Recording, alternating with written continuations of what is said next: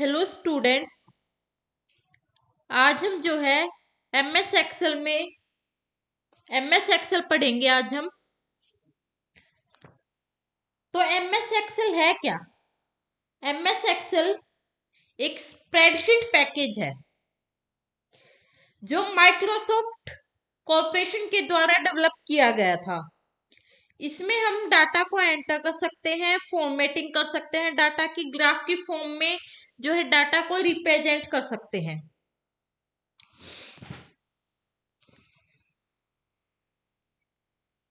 तो स्प्रेडशीट जो है बेसिकली एक एप्लीकेशन सॉफ्टवेयर है जो डिजाइन किए गया था लार्ज वॉल्यूम ऑफ डाटा को हैंडल करने के लिए,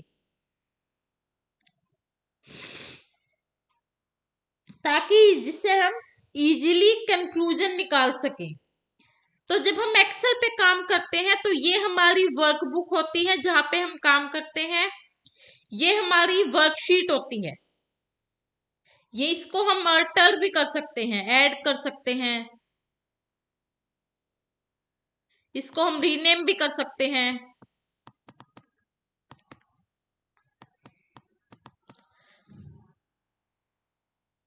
रीनेम भी कर सकते, कुछ भी नाम दे सकते हैं,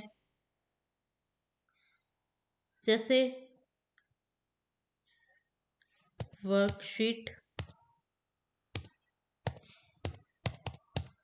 फर्स्ट, इसको हम रीनेम भी कर सकते हैं।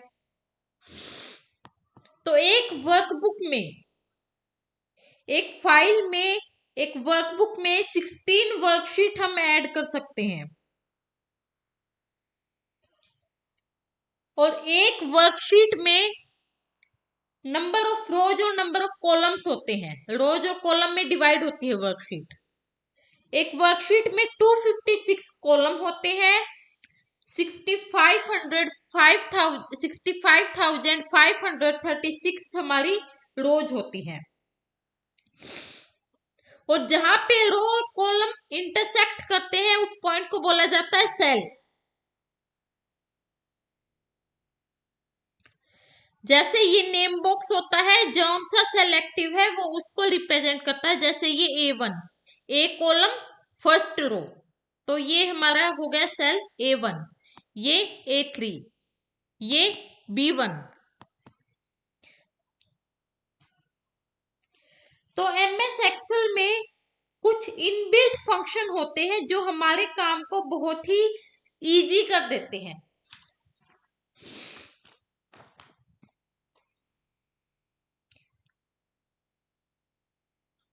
इसमें हम जो है ऑटोमेट भी कर सकते हैं अपने काम को मैक्रो का यूज करके।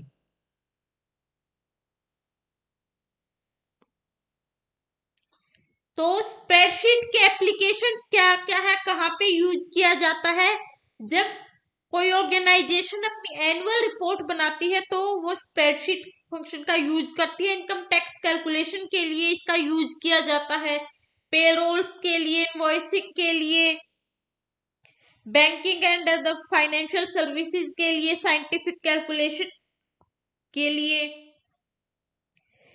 एजुकेशन इंस्टीट्यूशन यूज करते हैं स्प्रेडशीट का अपने स्टूडेंट्स का रिकॉर्ड रखने के लिए, हॉस्पिटल में अपने कस्टमर्स का रिकॉर्ड रखने के लिए स्प्रेडशीट का यूज होता है।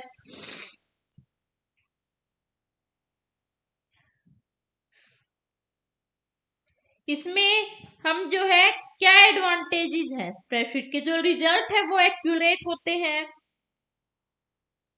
इसमें जो है डाटा वर्कशीट में एंटर किया जाता है। इसमें कुछ स्टैटिस्टिकल और मैथमेटिकल इनबिल्ट फंक्शन होते हैं जो हमारे काम को आसान कर देते हैं। इसमें हम डाटा को ग्राफ की फॉर्म में भी देख सकते हैं।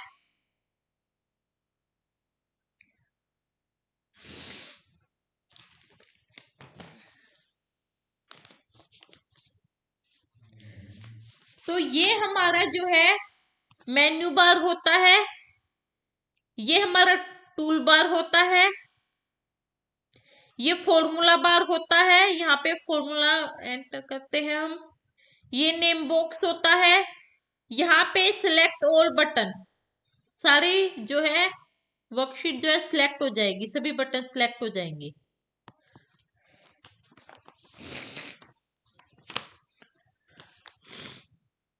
ये कॉलम हेडिंग होती है, ये रो हेडिंग होती है। किसी कॉलम को सिलेक्ट करना है तो हम यहाँ पे प्रेस कर देंगे तो हमारा कॉलम सिलेक्ट हो जाएगा। अगर हमने नॉन एडजेसेंट सेल को सिलेक्ट करना है तो हमने पहले इस सेल को सिलेक्ट किया, फिर हमने कंट्रोल बटन प्रेस किया अपने कीबोर्ड से, फिर हमने इसको सिलेक्ट किया। तो हम जो है नॉन एडजेसेंट सेल को भी हम सिलेक्ट कर सकते हैं। ये हमारी रो हेडिंग होती है। किसी भी रो को सिलेक्ट करना हो तो हम यहाँ से हम इसको सिलेक्ट कर सकते हैं।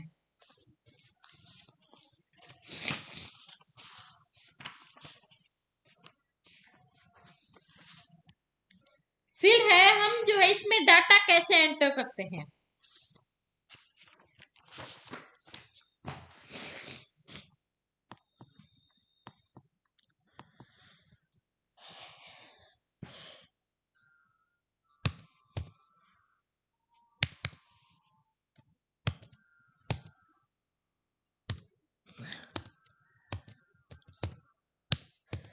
जैसे हमने यहाँ सबसे पहले अपने इंस्टीट्यूशन का नाम लिखा,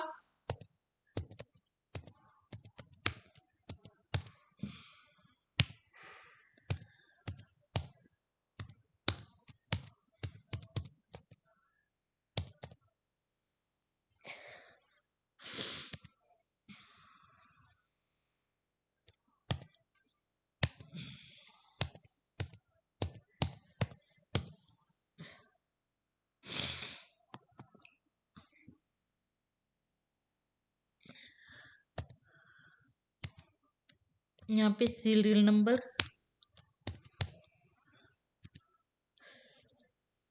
नेम,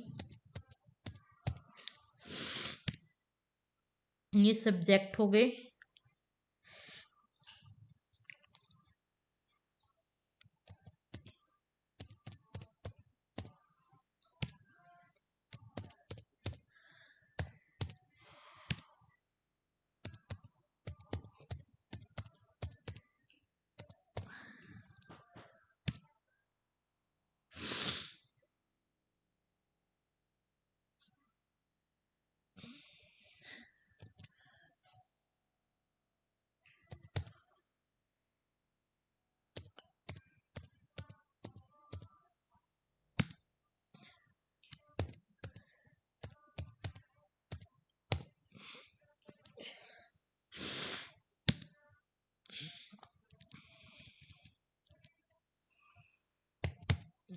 टोटल,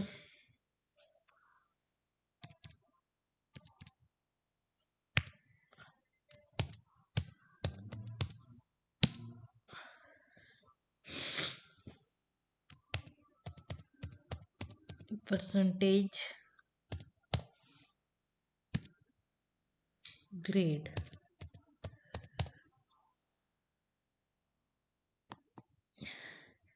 एक,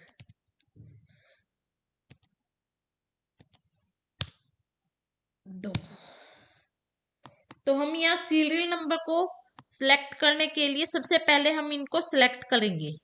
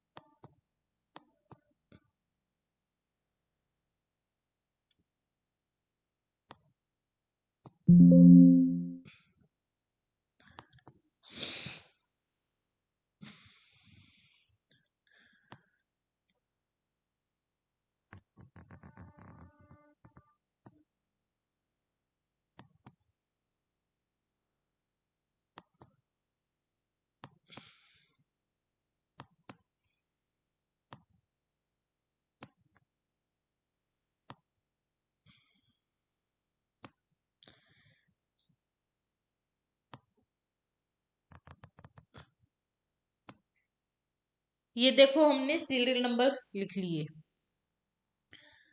इसको आगे भी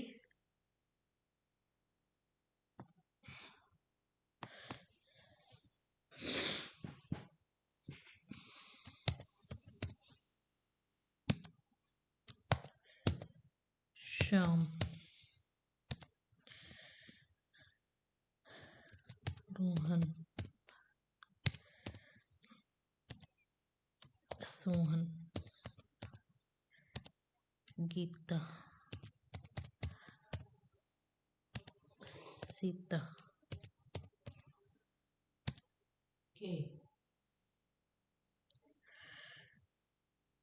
राहुल,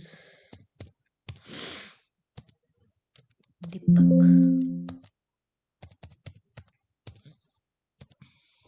रीटा,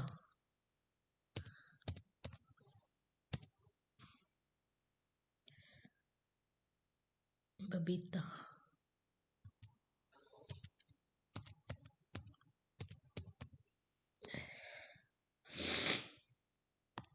यहाँ पे हम मार्क्स दे देंगे कुछ भी।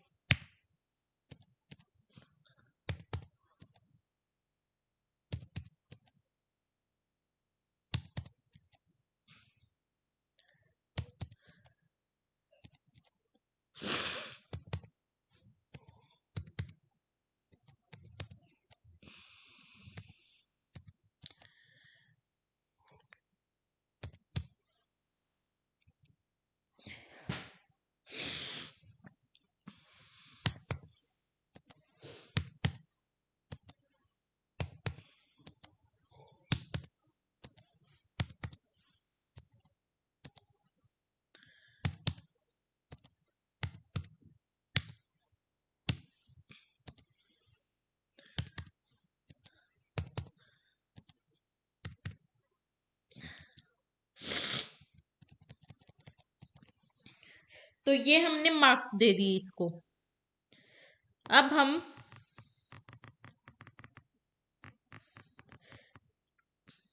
टोटल करने के दो तरीके हैं। एक तो हम यहाँ पे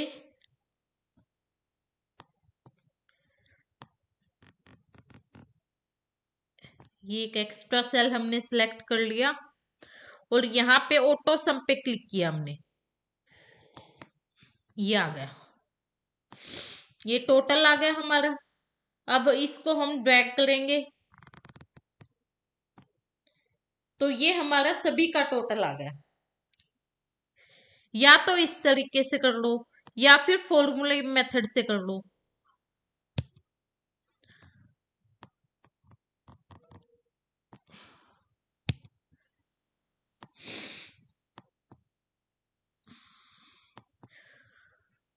फॉर्मूला मेथड से इक्वल टू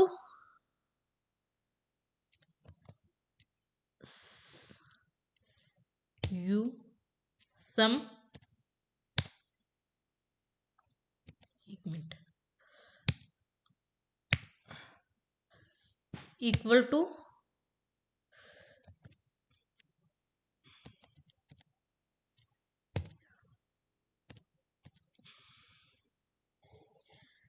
सम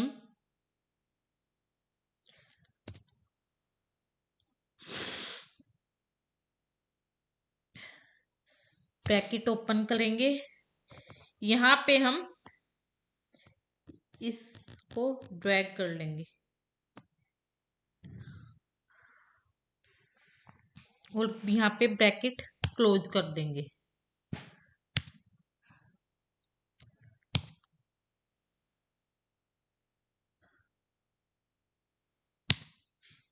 ये हमारा सम आ गया, टोटल आ गया। क्या किया हमने, इक्वल टू सम, और फिर जिसका सम करना था उनको सिलेक्ट कर लिया, उन सेल को, और फिर हमने ब्रैकेट क्लोज कर दी, तो ये हमारा सम आ गया। ये हमारा टोटल आ गया। परसेंटेज के लिए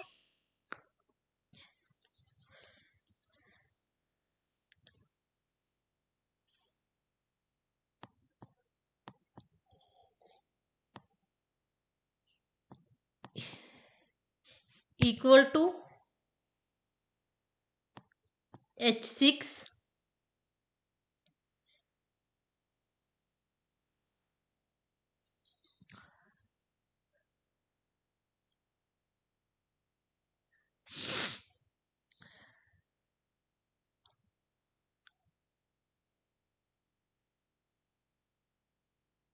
इक्वल टू H6 डिवाइड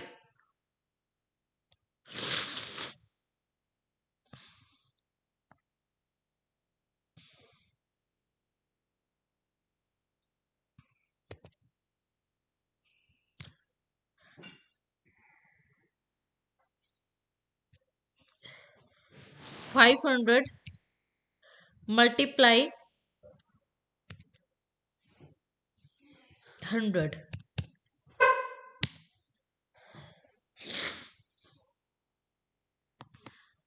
जब हमने इसको सिलेक्ट किया तो हमारी परसेंटेज आ गई, तो हमने इसको ड्रैग किया तो ये हमारी सभी की परसेंटेज आ गई। अब हम क्या करेंगे, ग्रेड देंगे बच्चों को। ग्रेड कैसे देंगे,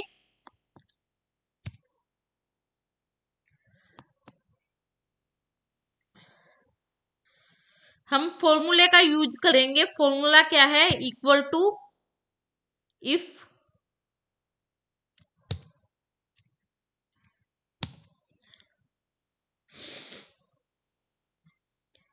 ब्रैकेट ओपन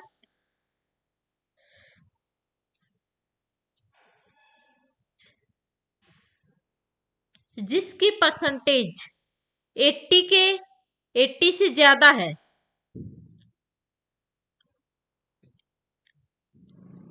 हम जो है इस सेल को सिलेक्ट कर लेंगे, ग्रेटर देन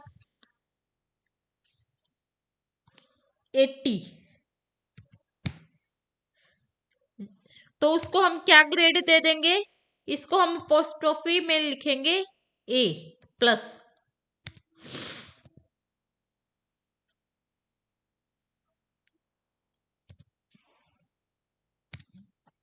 हमने इसको A+ grade they the.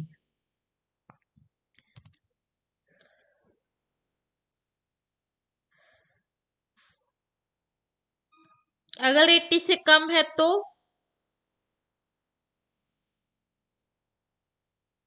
Coma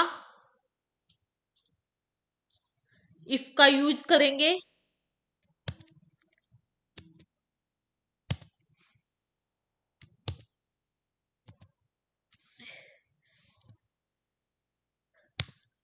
bracket, ये हमने सेल सिलेक्ट किया,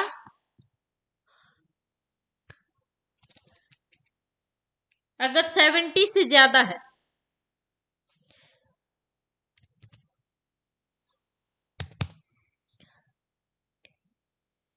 तो हम क्या ग्रेड देंगे इसको, अपोस्ट्रोफी में देंगे कैपिटल ए ग्रेड दे दी हमने इसको। अगर 70 से कम है तो इक्वल टू इफ ब्रैकेट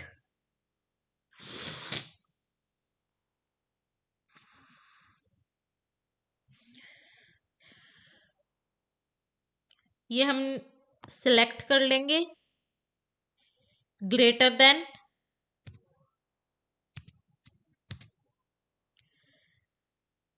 अगर ये 60 है, 60 से ज्यादा है तो हम उसको क्या ग्रेड देंगे, बी प्लस।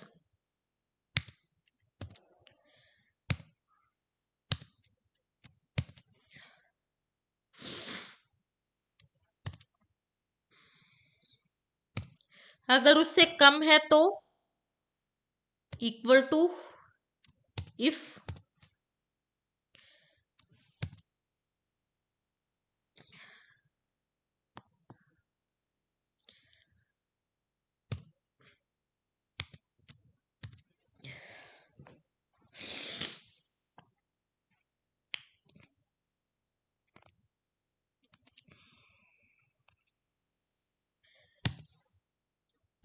पचास 50 से ज्यादा है तो हम क्या ग्रेड देंगे,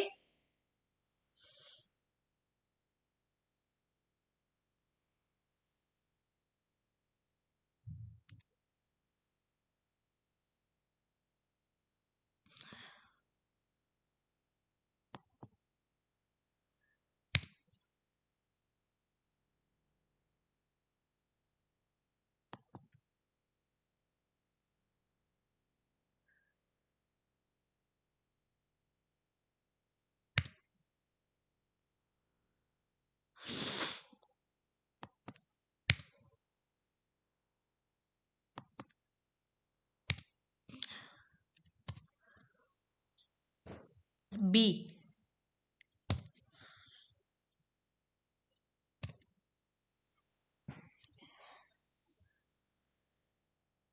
अगर 50 से कम है तो equal to if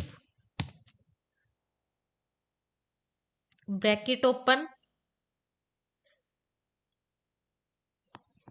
cell select कर लिया, 50 से कम है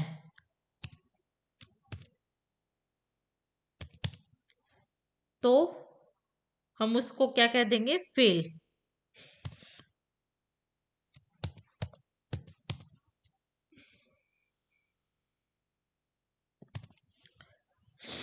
अब जितनी ब्रैकेट हमने ओपन की थी उतनी ब्रैकेट हम क्लोज कर देंगे, 1 2 3, 1 2 3 4 5।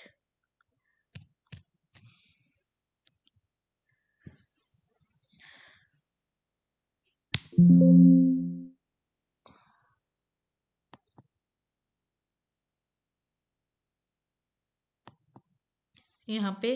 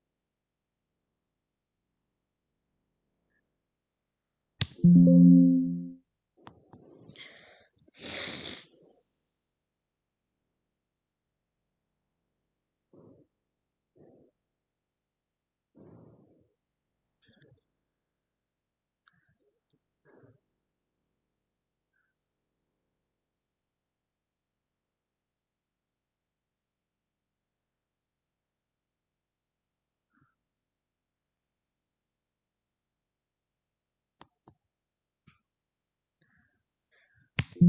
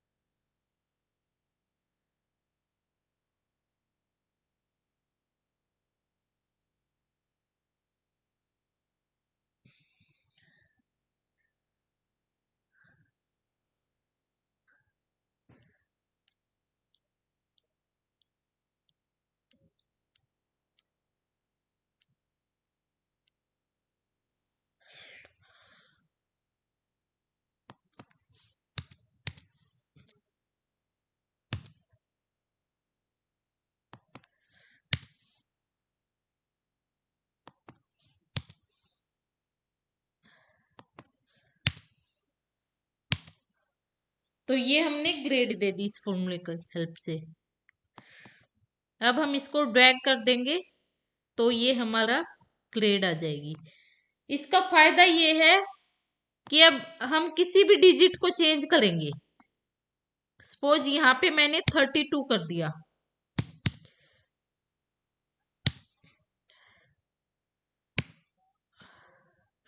तो मार्क्स ऑटोमेटिकली चेंज हो गए, ग्रेड भी ऑटोमेटिकली चेंज हो गई।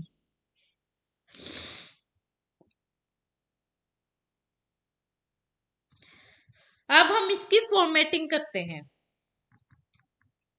फॉर्मेटिंग के लिए सबसे पहले हम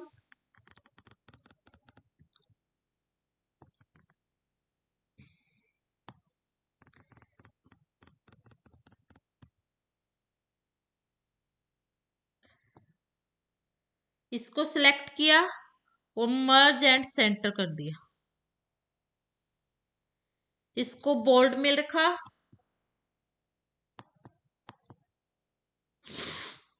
साइज थोड़ा सा बड़ा कर दिया मैंने इसका।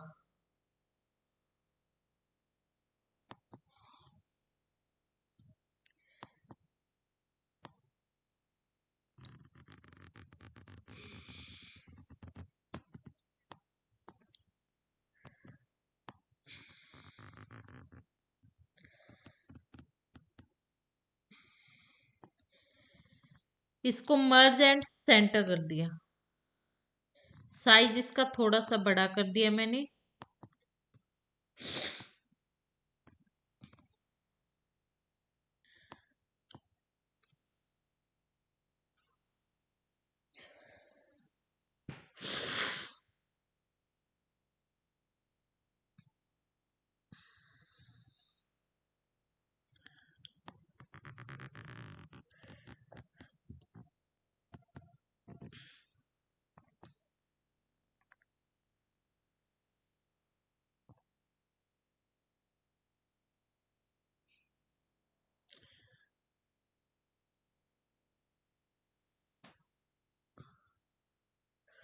इसको हमने फॉर्मेट कर दिया।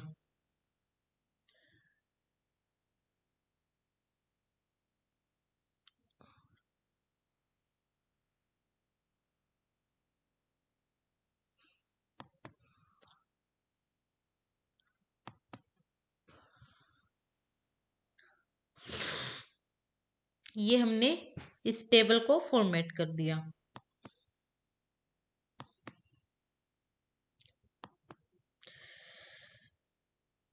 अब हम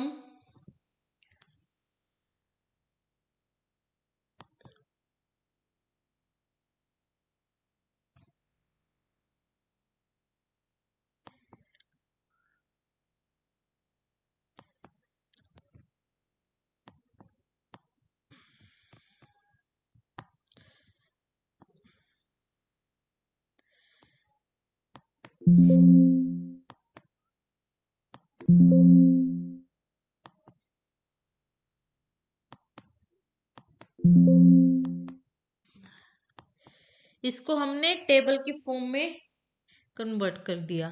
अब हम यहाँ पे किसी भी सेल को हम डिलीट कर सकते हैं।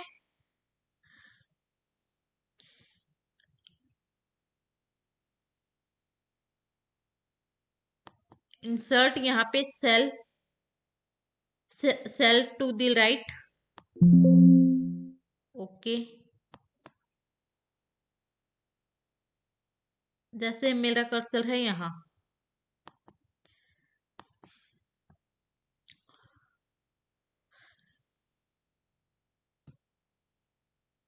इंसर्ट में गए, इंसर्ट सेल, इंसर्ट कॉलम कर दिया मैंने, तो एक कॉलम यहाँ पे ऐड हो गया। अब हम इसको डिलीट करना चाहते हैं,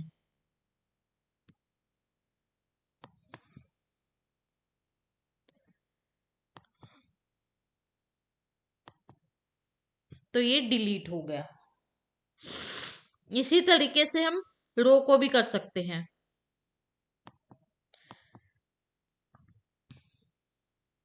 इंसर्ट रो, तो ये रो आ गई हमारी। इसको हम डिलीट करना चाहें तो डिलीट भी कर सकते हैं। ये हमारी डिलीट हो गई रो। अब हम फॉर्मेटिंग के लिए देखते हैं। इसमें हम रो की हाइट भी सेट कर सकते हैं। हम चाहें तो इसको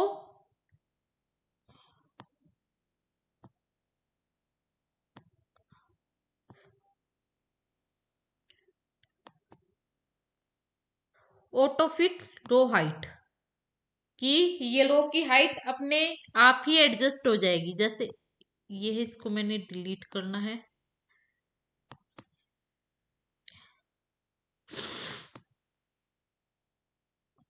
कोई भी रो ले ली, या मैंने पूरी इंसर्ट कॉलम विड्थ, यहाँ पे हम कॉलम की विड्थ को सेट कर सकते हैं। सपोज जैसे मैंने ये ले लिया,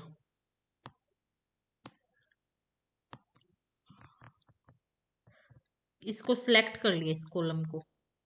इसकी विड्थ में अभी है 12.91। इसकी विड्थ को मैं 15 कर देती हूँ। ओके कर दिया, तो इसकी विड्थ बढ़ गई।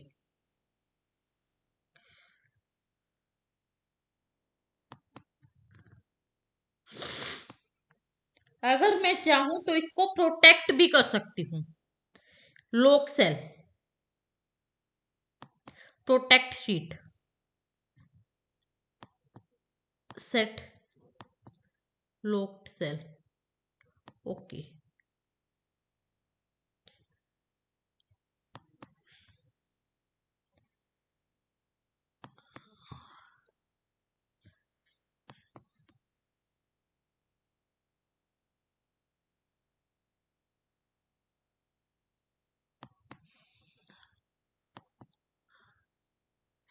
जैसे ये मैंने टेबल सिलेक्ट कर ली अपनी,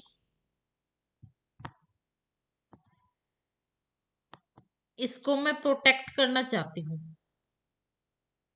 तो यहाँ पे कोई भी पासवर्ड दे दिया मैंने। जैसे मैंने दिया पूजा, ये मैंने इसको पासवर्ड दिया, तो अब ये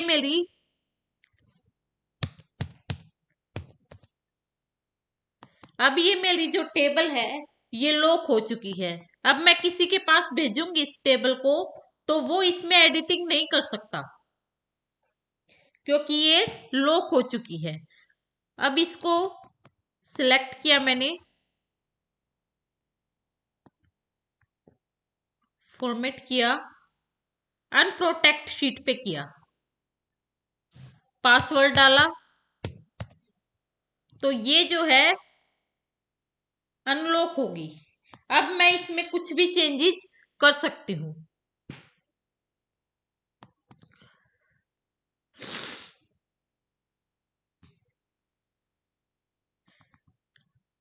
इसमें अगर मैं किसी रो को हाइड करना चाहती हूँ, सपोज मैं इस रो को हाइड करना चाहती हूँ, सिलेक्ट किया ये रो और यहाँ पे हाइड एंड अनहाइड पे क्लिक किया, हाइड रो, तो वो रो हाइड हाइड होगी। पता कैसे चला?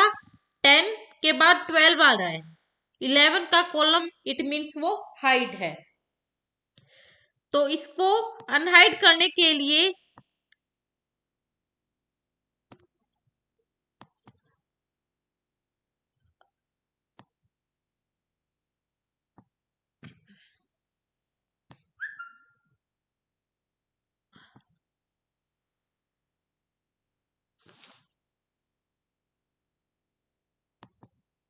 अनहाइड करने के लिए दोनों रोज को सिलेक्ट किया, फॉर्मेट में गए, हाइड अनहाइड पे क्लिक किया और अनहाइड रो।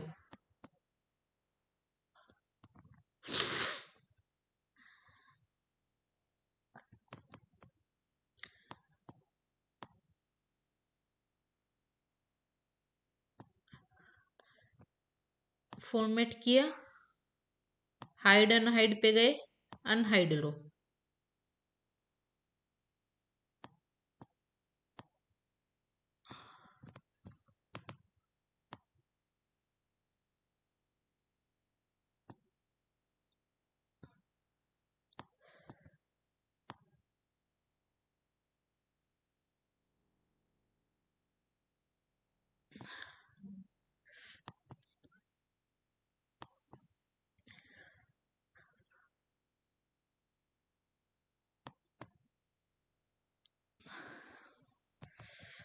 ये रो हाइड हो चुकी है। अब इसको अनहाइड करने के लिए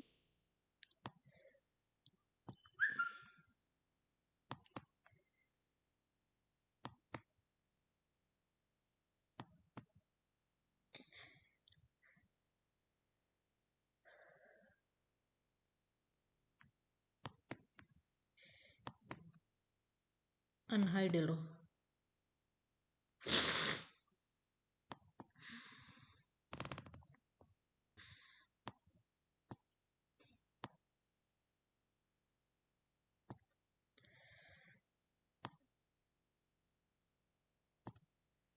फॉर्मेट पे गए, हाइड पे गए, अनहाइड रो।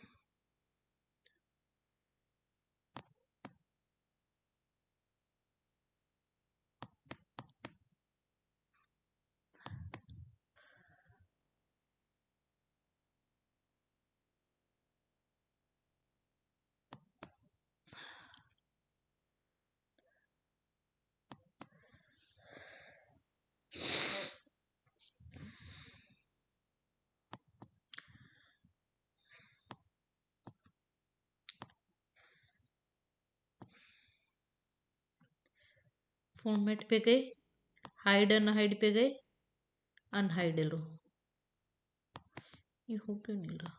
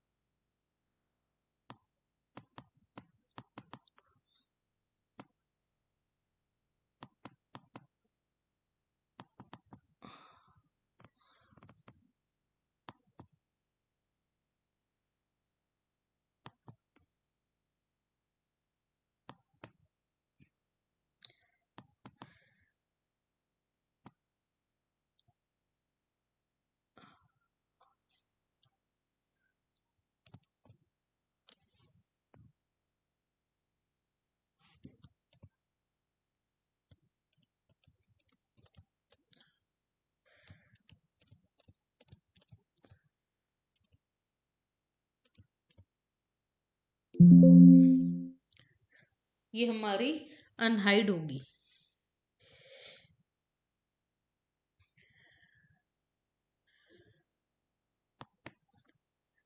तो हमने आज सीखा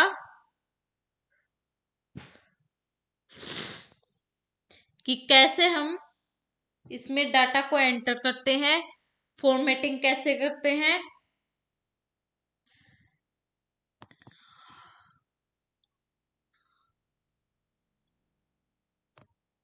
पूरी टेबल को हम सिलेक्ट कर लेंगे।